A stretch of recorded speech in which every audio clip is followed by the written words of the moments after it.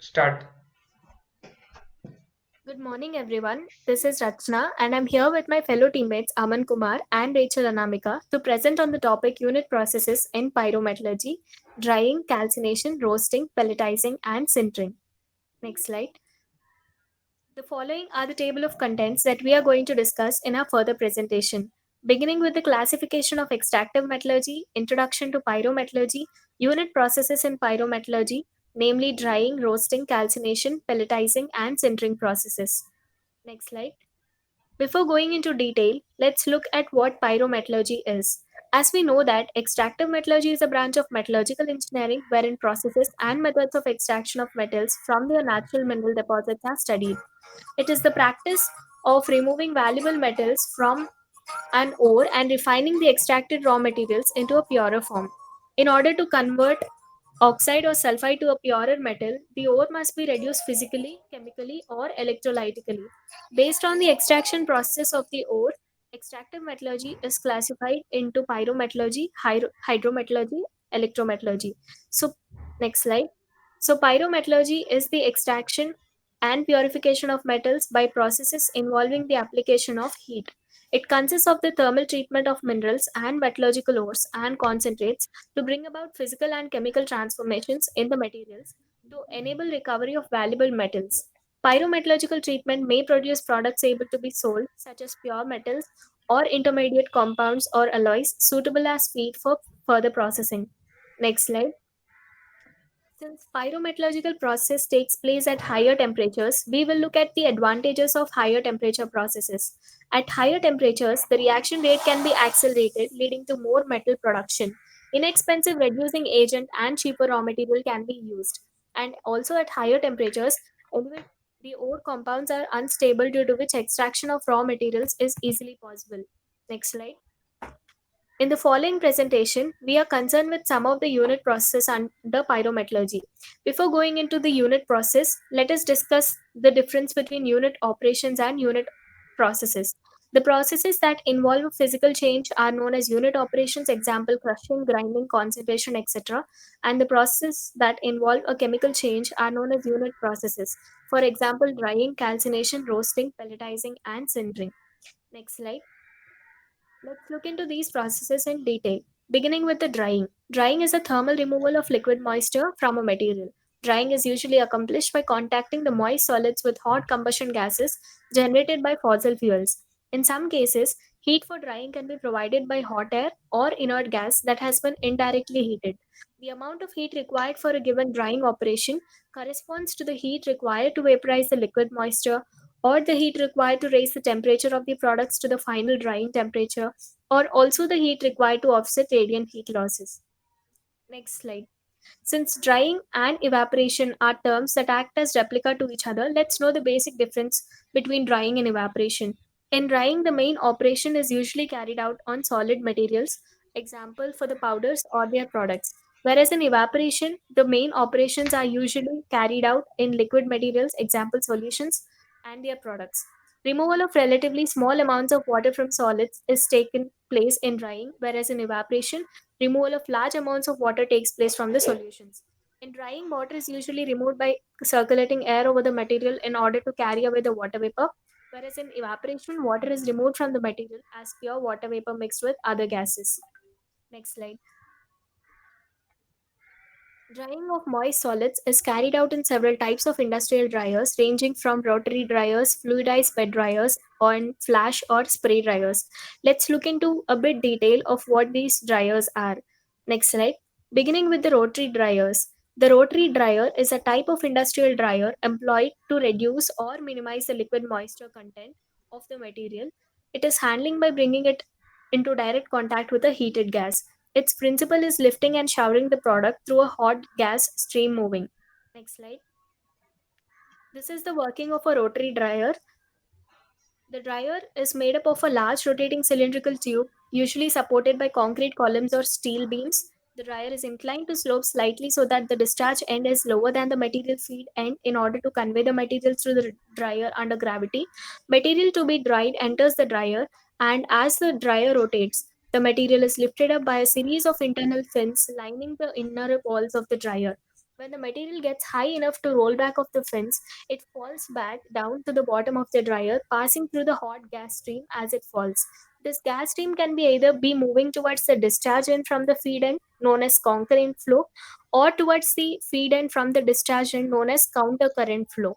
The gas stream can be made up of a mixture of air and combustion gases from a burner, in which case the dryer is called a direct heated dryer. Alternatively, the gas stream may consist of air or another gas that is preheated. When the gas stream is preheated by some means where burner combustion gases do not enter the dryer is known as an indirect heated type. Often, indirect heated dryers are used when product contamination is a concern. In some cases, a combination of direct indirect heated rotary dryers is also available to improve the overall efficiency.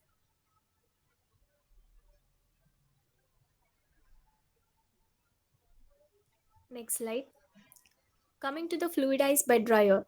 Fluidized bed dryer, also known as fluid bed dryer, is a kind of equipment used extensively in the pharmaceutical industries to reduce the moisture content of pharmaceutical powder and granules. The equipment works on a principle of fluidization of the feed materials. In fluidization process, hot air is introduced at a high pressure through a perforated bed of moist solid particulate. The wet solids are lifted from the bottom and suspended in a stream of air. Heat transfer is accomplished by direct contact between the wet solid and hot gases. The vaporized liquid is carried away by the drying gases. Sometimes, to save the energy, the exit gas is partially recycled. Next slide. Here's the working and design of a fluidized bed dryer.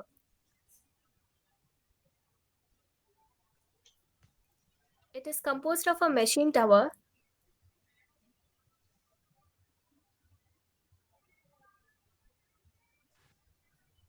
which basically consists of inlet air handling unit, spraying system consisting of the dryer, secondary filter system, and air processing system. Inlet air processing system contains primary and medium filters, hot and cold wind gate valve, steam heater, and high temperature resistance filter. Machine tower is designed in four sections: bottom wind inlet chamber, product chamber, spread chamber, top filtering chamber. Secondary filter can avoid leaking from the top filter house and ensure safety and protects the environment. Drying processes is initiated after the product is sucked into the product container by means of negative pressure.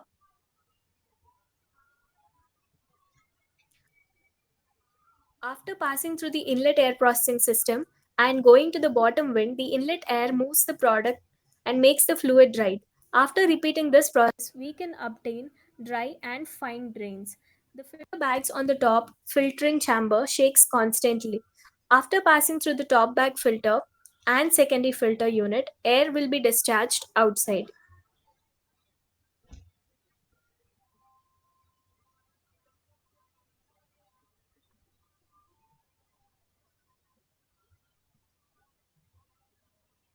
As you can see, the air is being discharged outside from the exit inlet.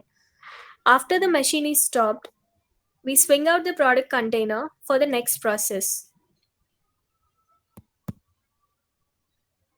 Next slide.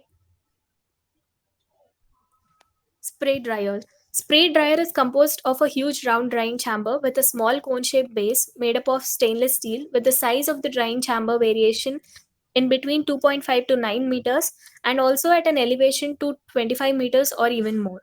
Spray drying is a one step steady system procedure that works with fluid atomization to generate droplets that are dry to specific fragments when relocated in a warm aeriform drying form. A spray dryer is composed of a feed pump, atomizer, air heating unit, air dispenser, drying chamber, and also systems for exhaust air cleansing and also powder recovery or separator. In the spray dryer, the liquid to be dried is atomized into the good droplets that are tossed radially into a relocating system of warm gas. The temperature level of the droplets is right away enhanced and also good droplets obtained dried instantly through round fragments. This process completes in a couple of seconds prior to the droplets get to the wall of surface of the dryer. In the spray dryer, the fluid to be evaporated is sprayed through moisture. The minute droplets are easily vaporized and also get turned into the solid fragments that are up to the bottom of the chamber. The vapors are moved into a separator in which the good drying fragments that are brought together with the vapors can come apart and are also gathered. Spray dryers are readily available in several types and also designs. A common spray dryer contains a drying chamber that is similar to the cyclone separator. So, in order to make sure the very good flow of air to facilitate heating and also mass transfer, and to make sure dried fragments are divided by centrifugal activity. Now, I request my fellow teammate Aman Kumar to continue with the further presentation. Okay, thank you, Rachna. Myself, Aman Kumar. We can further proceed our presentation. We have seen drying a pyrometallurgical process, but why we are going to study roasting? By strongly heating of the ore can easily oxidize further, we can reduce it to get crude metal. So we will define roasting. Okay. In this process, the ore is converted into oxide by heating in presence of excess air. Ore is heated below melting point in order to remove the volatile impurities. If we will heat above melting point, the metal will melt and it is not easy to extract the metal. ये roasting process में हम लोग ना melting point के से कम तक heat करते हैं ओर को और उससे वोलेटाइल इम्प्योरिटी रिमूव हो जाता है और वो ऑक्साइड वो उसके ऑक्साइड में कन्वर्ट हो जाता है जैसे इसमें जनरली सल्फाइड और यूज करते हैं और ये एक्सोथर्मिक प्रोसेस होता है moving to next slide okay roasting process is generally applied to sulfide minerals. First of all, we will take ore concentrate. That means the ore has been partially purified by the various methods such as froth flotation. Now, ore concentrate is heated with hot air. It is done in reverberatory furnace. We will see reverberatory furnace in next slide.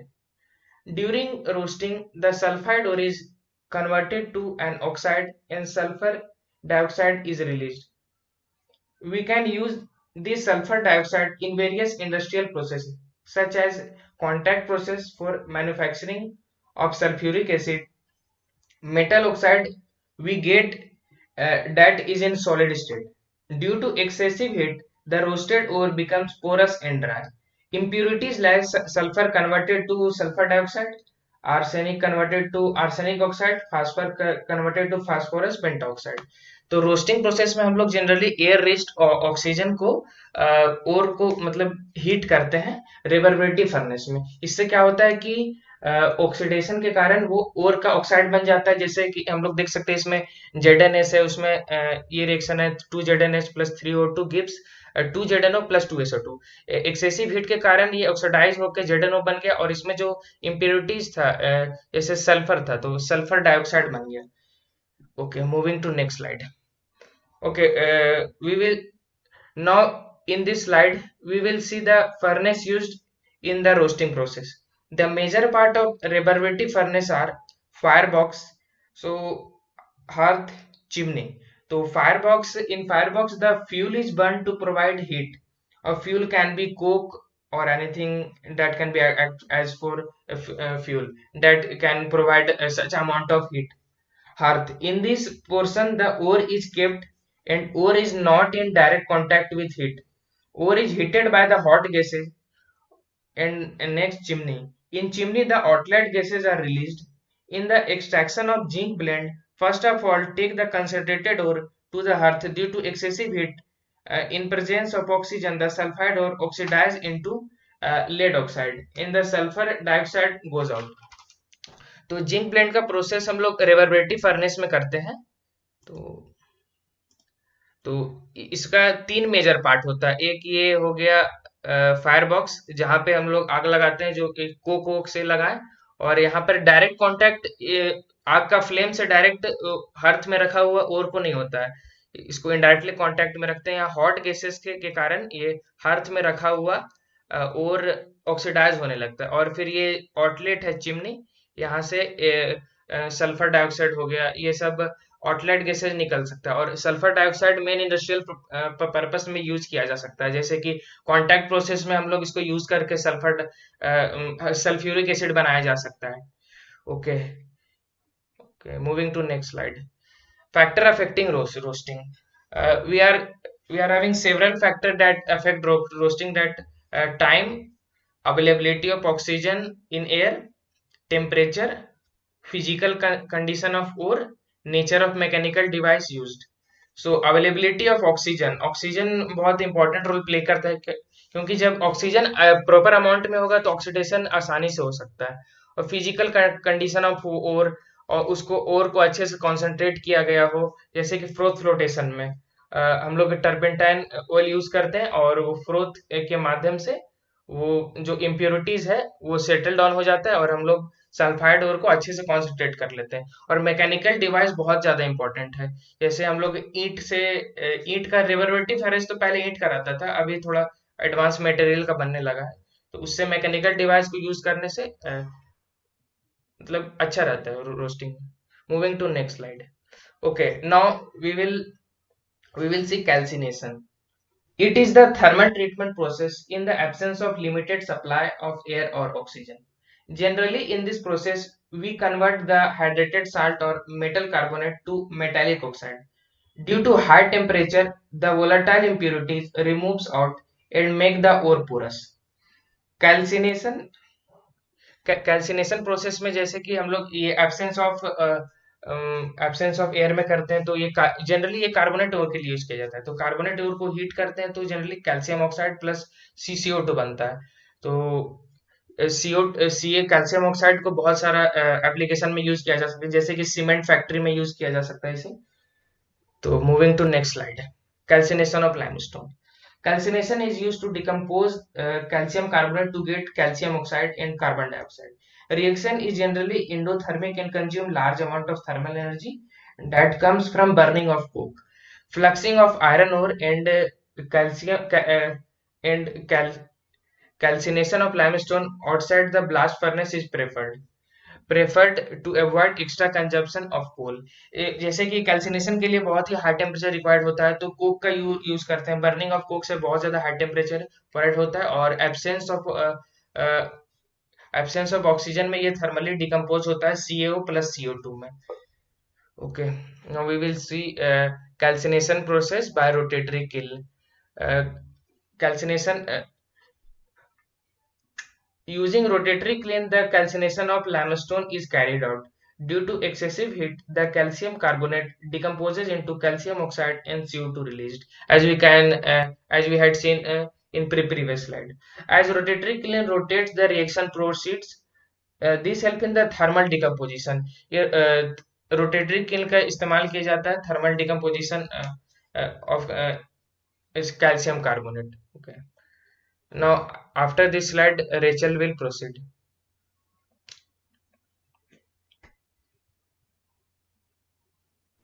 Thank you, Aman. Before moving on to sintering and pelletizing, I would like to give a bit description about the agglomeration process. So it is the process of converting separate particles into mass or cluster, and the fines which are generated during mining and ore dressing operations, which cannot be directly used in the blast furnace. Therefore, it is necessary to agglomerate them into lump pellets and briquettes. So, sintering is the process of compacting and forming a solid mass of material by heat or pressure at a temperature below the melting point. Agglomeration of fine mineral particles into porous and lumpy mass. In other words, sintering is a heat treatment commonly used to increase the strength and structural integrity of a given material. Next slide. So, why do we need sintering?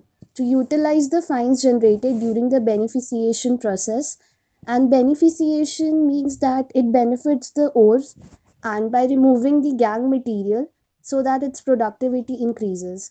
Second is to form strong and porous agglomerate. Third, the fines cannot be directly charged into the blast furnace because it lowers the permeability of charge bed. So, sinter made from these fines is utilized as a charging material. Fourth is to increase the productivity and lower the fuel rate. Fifth is to utilize different additives like mill scale, Hertz slag, etc. in an integrated steel plant. Next slide. Moving on to the densification curve, here in the graph I've shown about the three stages, that is initial stage, intermediate stage and the final stage. So it is in reference to the stages in which the sinter balls are formed.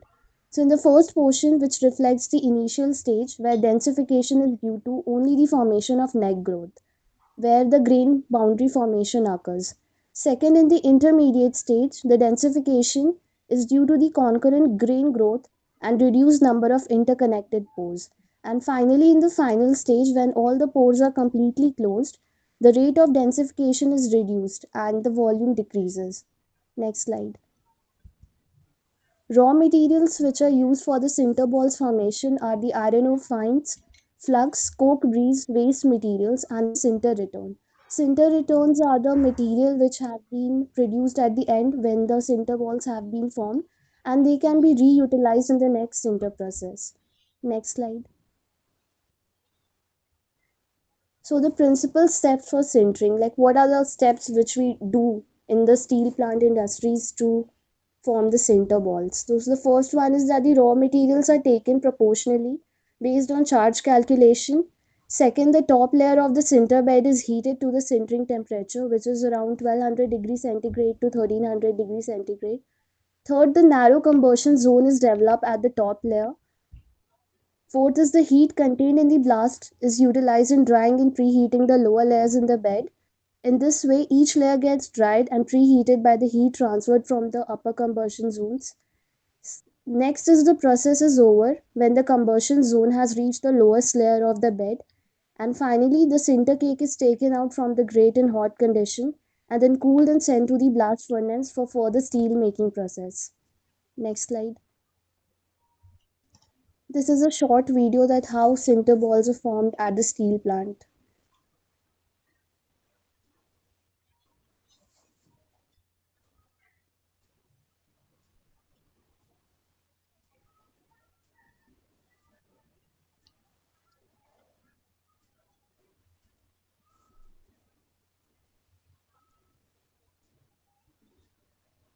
The raw materials are taken and then heated along with the additives, and then it is sent.